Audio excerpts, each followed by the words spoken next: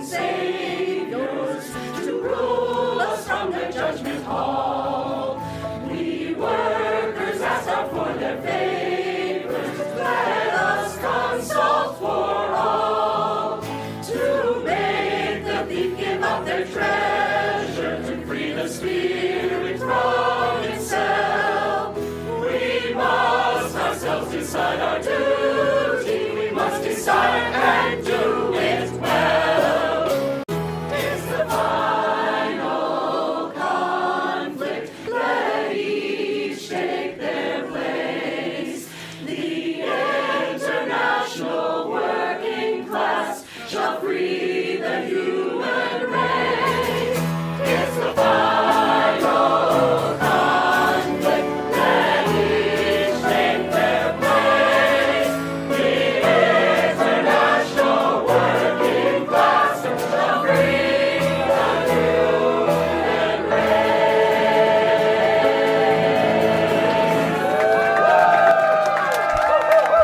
Now, because we want everybody to be fully informed on debate, we're just going to give a little bit of background information about what the players are, what we're talking about today.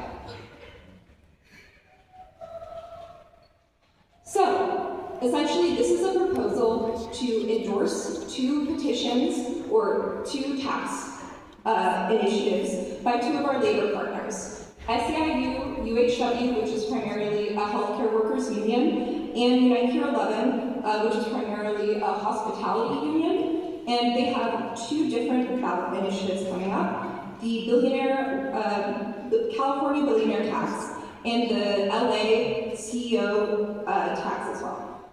And this would be in conjunction with the formation of a Tax the Rich working group. All right, next slide. So there's a long history of taxing the rich, or at least trying to, in DSA. Several different chapters have worked on it, including famously the New York City DSA, to support Zeron's agenda, Portland DSA, and even some smaller chapters such as various bodies in Massachusetts.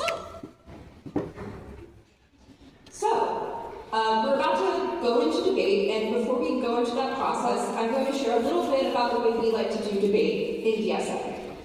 Debate in DSA is not about winning, even though that can be fun. It's about making collective decisions together that the whole body is going to carry out. This means that we want to be respectful to each other during the process, and we want to use proper procedure to make sure both the individuals and a minority in a vote can be heard, and also that the majority can get business done. So, to do that, we observe a parliamentary procedure called Robert's Rules. There's a whole book on it. And debate is facilitated by a debate chair. Our chair today will be Mariah, and I will pass it off to her.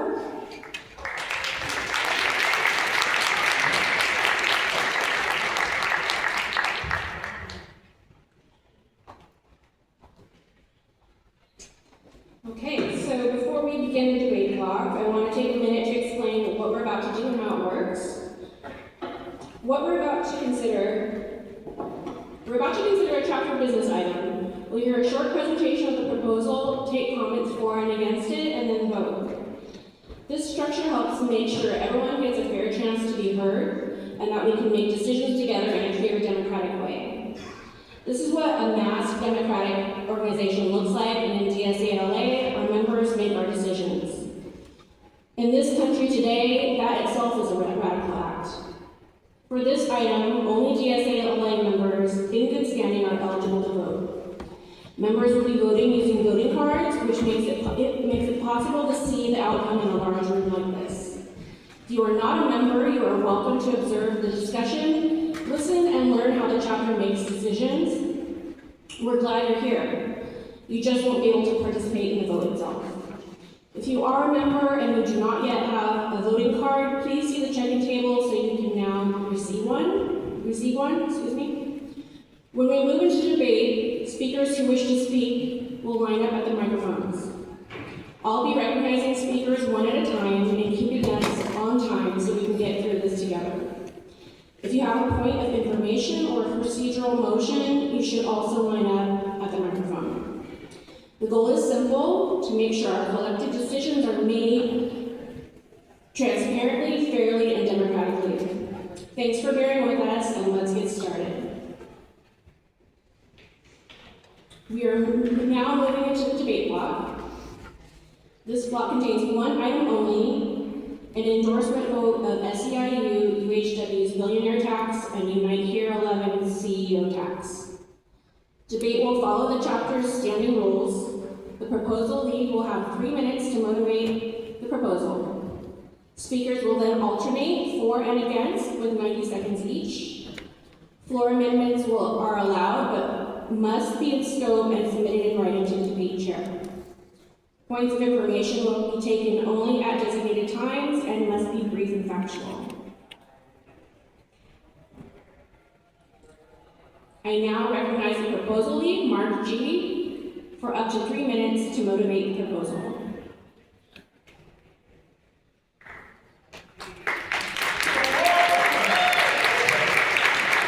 Hello, comrades. Mark G., the he pronouns, member of the California's TSA State Committee. I am suggesting that we endorse this motion to create a tax for rich working group in order to support the passage of Unite Your Local 11's overpaid CEO tax, as well as SEIU UHW's billionaire tax. So a few things I want to highlight. Democratic socialist politics are ascendant nationwide, and we are at an important moment. Labor is moving towards a stronger class struggle valence, and we have an opportunity to intervene and to support the formation of a stronger left labor pool in this moment, both at the state level, and we have an opportunity to frame the question for Angelenos about how it is that we are going to respond to the Trump administration's attacks upon working people. There is a $1 trillion cut to Medicaid and a $197 billion cut to SNAP. That is going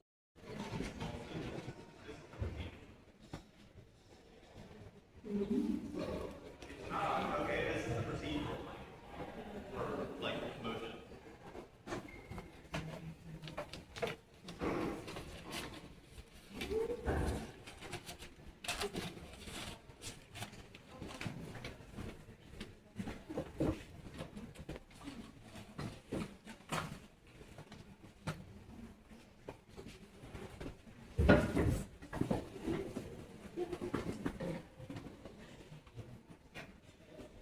Okay, I'm going to wait 2 more seconds for people to line up, and then we'll start.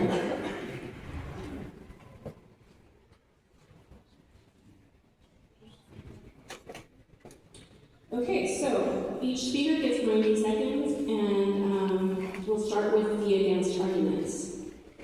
You may begin. Good afternoon, comrades.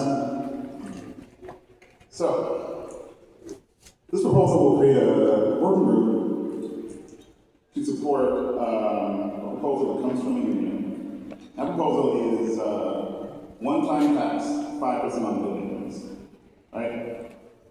I think that that is weak. One-time, 5% is weak. We should be creating a better left labor pool. But we can't just tail labor. We can't just go after whatever they propose. We need to chart a path for political independence. And when we put forth policies and resolutions, it needs to be something that hurts. We need strong demand that put resources not to the state, but directly in the hands of the working class. This arguably doesn't do it. And don't just take my word for it, I printed out. SEIU's own Q&A, how much of a burden is this on the billionaires? The best way to describe it is barely noticeable. Barely noticeable is weak. We don't need one-time 5%. We need every year. We need it 10%, 15%, 20%. We need this to hurt. Do not make me go out on canvas for something that's weak. Thank you.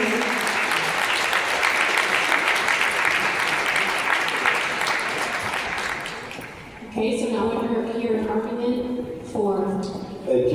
D. Central Branch. Really stoked to see everybody. I directly want to address what Comrade Brady was saying. I agree, 5% is not enough. But this is the first time that this has ever been done. And if we do 5% for one-time tax this year, then the chances of us being able to come back next year with a recurring tax on billionaire, they're not going to be able to say, oh, that's illegal. They're not going to be able to crush it down. Of course, you know, we could always do better. We can always shoot for the stars.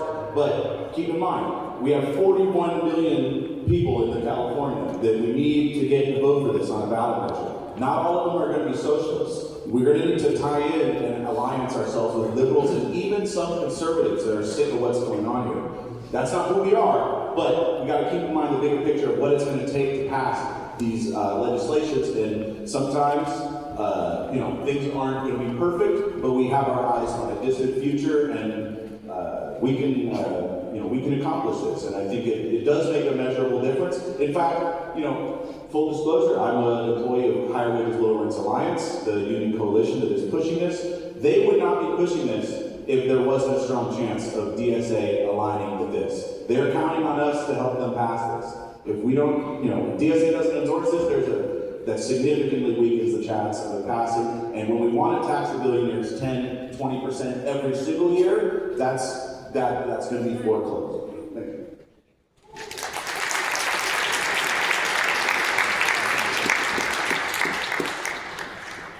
Okay, so we have another person lined up to speak against. You can go ahead. Hi everyone, Weird Echo. My name's Adam, he can pronouns. Yeah, don't get me all wrong, I support the ballot measure, we should vote for it. You can go in canvas for it, it's awesome, much love to everyone working on that. I just feel like, I don't know if it could be like a DSA campaign. We have a lot of campaigns now, we have a citywide campaign, we have a lot on our plate. And I don't know if this might like cut into resources, volunteers, etc. that could be going to the other campaigns. And I feel like a year ago we had Prop 50, and you know, sometimes unions like SEIU, if they unite here, if they want something passed, they'll get it passed, with or without us, like with Prop 50. So I just feel like be a bit neutral on this. Before you vote on this, just think, isn't this really like a DSA thing? That's all. Much love. Thank you. Okay, so now we'll hear from someone who is for this proposal. Okay, hi, my name is Mahi, she, her pronouns. I'm a proud DSA member and also an employee of SEIU UHW, and so we have been working on this ballot measure, really thinking about especially our healthcare workers that we represent. So we represent 120,000 healthcare workers across the state of California, and facing down a $100 billion shortfall in our Medicaid funding in the state is going to have devastating consequences, not just for the healthcare workers, but for all of us. And so we are facing ER closures, rural hospital closures. We are talking about 145,000 healthcare worker jobs being lost. And even if we could afford the increases in premiums, what kind of hospitals are we walking into? And so that is truly the devastating consequences that we are facing right now. In addition to that, you know, I, as a DSA member and an engineer myself, have long awaited the opportunities that we can have to really be working together meaningfully, and especially in today's moment. I think, you know, partnering with Unite Here Local 11 also just recently endorsed our measure, which is very exciting. We have such an opportunity to be working side by side to build working class solidarity alongside DSA and with DSA, and I think all of that needs to be happening at the same time right now. And so to the folks who mentioned, right, this is not enough, I think we all agree we could be doing a lot more, we want to see that. But this is really the road to getting there, and so we really would ask for folks' support and to join in, and I think even addressing concerns about do we have enough capacity to be doing the very important candidate campaigns we're working on and this issue-based campaign. I think, gives folks another opportunity to be involved in an issue-based thing.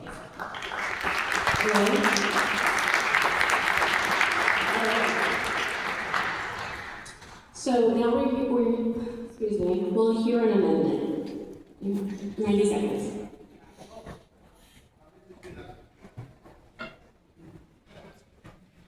This is better anyway, it's not. Hello, I'm Maxwell, he, him pronouns. I was reading the wording of this, and I'm going to call it paragraph 6 because it's the sixth section with spaces in it. Of course, my thing was reset. But it says in the paragraph that there's materials, which may include endorsed candidates. I thought that that might be a little vague, and so I wanted to strike it from that paragraph and append at the end of the paragraph. Change it, and I left space in here if people had other suggestions. So we strike that comma out of there and say those materials may include documents, flyers, other things that we may want to distribute, or featuring endorsed candidates. I thought that would clarify that it's more than just that one thing that we might be distributing. I have it here written down, and I can add things if other people have things that they suggested.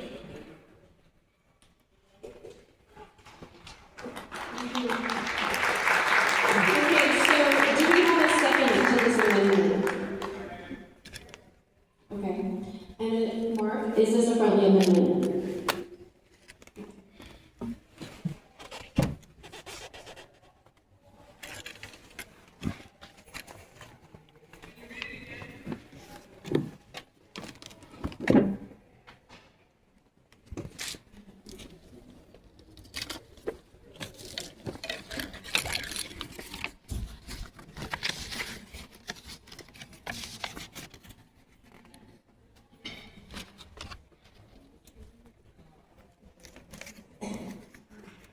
So I'm just going to make it a little bit clearer. So on this, so the paragraph I'm referencing is, be it further resolved is the first words, and then it will say, and disseminate materials, comma, sometimes featuring endorsed candidates. I want to strike sometimes featuring endorsed candidates, make that in a sentence that would say those materials can include documents, flyers, and then, or featuring endorsed candidates. So.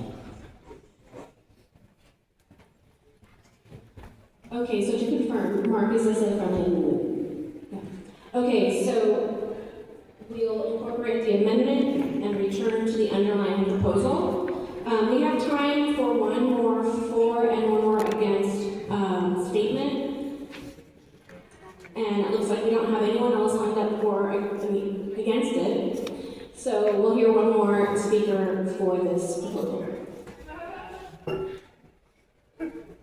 Hi everyone, my name is Sonia, and I've been a dues-paying member of DSA for about 3 years.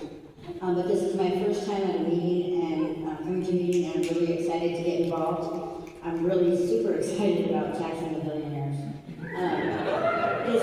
This is important to me for many reasons, and I'm sure I'm not alone here when I say that I have many people in my life that will be affected by the cuts to Medicare and Medicaid. My 87-year-old mom, my brother, who is way older than me, and a really close extended family member who we were unhoused together. I was unhoused for 7 years. His name is Harvey, and he has been experiencing Parkinson's disease for about 10 years.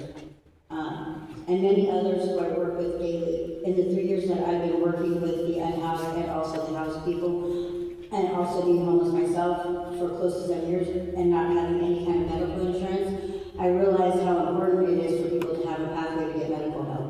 Hospital visits, rehabs, preventative care. As I mentioned before about Harvey, he's been struggling with Parkinson's disease, and now he's inside, but his illness is still there. And so if he loses his Medicare, it'll be detrimental to him, potentially fatal. If this measure doesn't pass, it will be detrimental to all Angelenos, especially those Angelenos who are unhoused. 7 unhoused people die every single day in LA. Without health care, this number will rise. Thank you.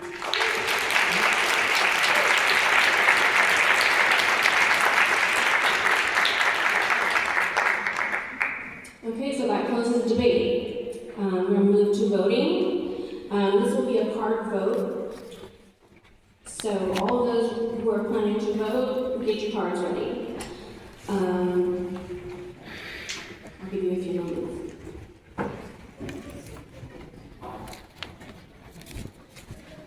What if you lost your card? If you lost your card, go to the table. Thank you. We need to keep moving. So we got. All right, so all those with cards, prepare to vote. Those who are in favor, please raise your voting cards.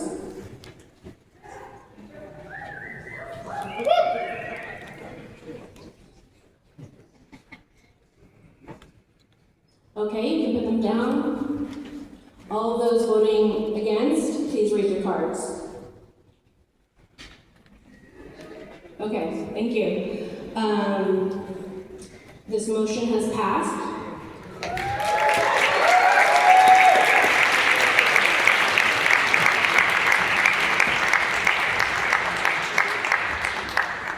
Thank you so much. So I'll hand this off to Alejandra and Noah SS. All right, everybody, let's give Mariah a big hand, shall we? Democracy. We are a member-led organization. Member-led councils are debated and discussed at our meetings and then enacted. I want to bring up Alejandra Quintero, steering member at large, to talk a little bit about the moment, about abolishing ICE, and about the immigration justice work that we're doing. Alejandra, please take it away.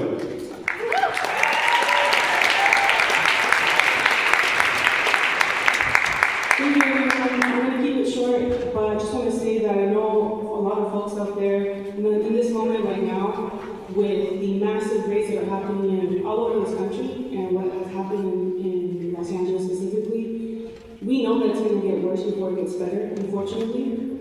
But there's also so many things that we can be doing right now as an organization. And I just want to ask, for anybody that was part of the Home Depot patrols or walk the block business canvassing or attended Know Your Rights training, to please stand up.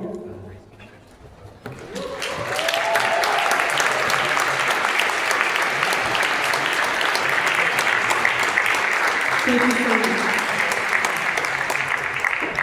And I want to say this because oftentimes it's really easy for us to become hopeless and to feel debilitated, and that's exactly what the billionaires, it's exactly what this administration wants us to do. But I want you to look around to the people that are willing and ready to protect and defend our communities. And I want to tell you specifically about one story when we were doing a business canvassing Walk the Block, where we basically go to different stores and restaurants and let people know, the workers know, and management know about the constitutional rights.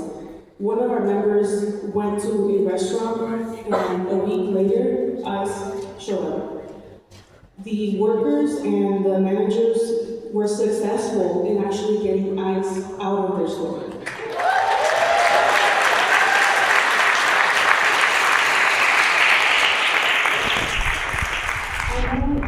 Like a small win, we need to remember that joy is resistance, and we need to remember that when we think about this, it's not necessarily just, stopping ICE from, or these federal agents from violating our rights, but it's about family members.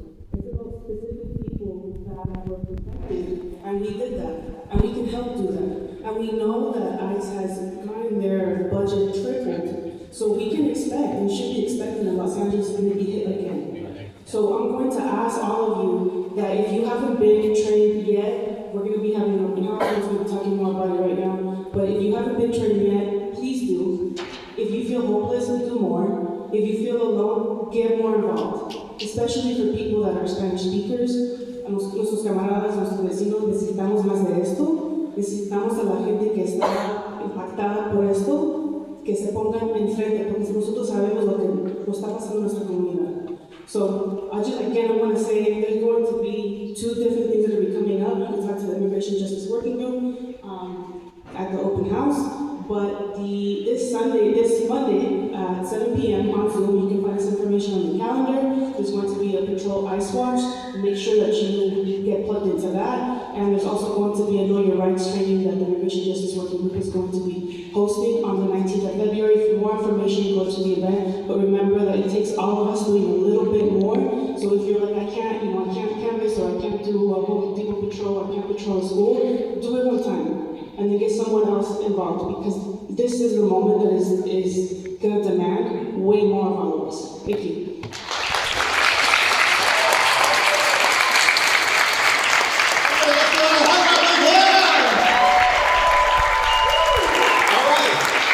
Thank you so much for coming to this meeting. We are now going to move to a separate space. Now, a couple things before we do that. We are obviously standing on sacred ground, the place where they shot the music video for Helena by My Chemical Romance. So, we ask that you not leave any trash behind, any pens that you have to be returned up front, any papers, put them in the trash, eat them. I don't care what you do just don't leave them here. Now, we are now going to go to an open house, which is going to have work from, oh, sorry, what? Yeah. Oh, yes, if you have your cards, we got 400 commits, all right, let's go.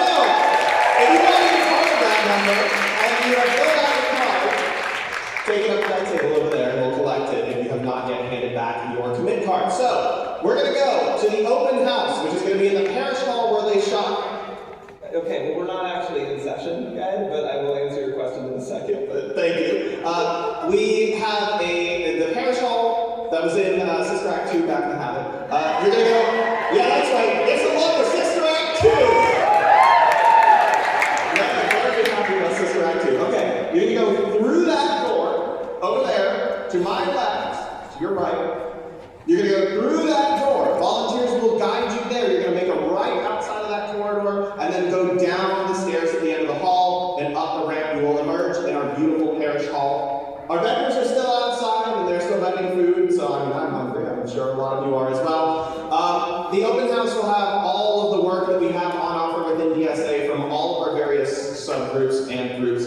This is the place to get plugged in, get involved, and as Alejandra said, get involved in the movement right now. We will also have merch there if you want to get some socialist swag, so I recommend doing that. But it's been an absolute pleasure being in the sanctuary with you all, building socialism with you all, and I will see you all at the open house. So it seems they have organized an open house. Where like all the new members and like non-members can be, like new members, I guess. And I guess like each committee has their own little table here. That is good to know for Kansas City in the future. Yeah, this looks pretty cool. So I'm going to talk to some community people and do some revolutionary work or organizing work. I'll get back with you.